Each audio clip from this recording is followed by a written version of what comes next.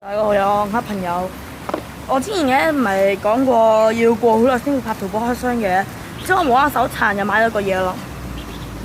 你估唔估入邊乜嘢啊？係一個好辣嘅嘢。先暫停我開咗出嚟先啦。佢已經開咗啦，開咗出邊嘅包裝。OK， 先換個視角。就呢嚿嘢啦，因為我哋而家開咗佢，開。等陣先啊。嗱，已經開咗噶啦。世界最辣，你敢挑戰嗎？對啦，我絕對唔會依家挑戰啦，因為我連支水都冇講牛奶啦，所以我諗住一陣間咧俾其他人挑戰下，跟住我之後再拍翻個豆俾挑戰。OK， 先生，你啱先食咗死辣條，請問你有咩感受咧？對，呢個先生，你唔好掛住飲水先啦，回答下問題啦。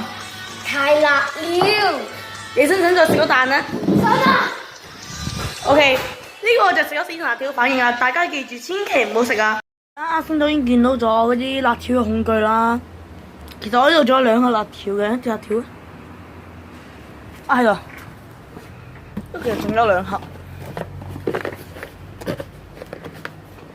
都發現咗咧，其實辣條入邊有一樣嘢，個樣咧就真係幾似避孕套嘅嚇。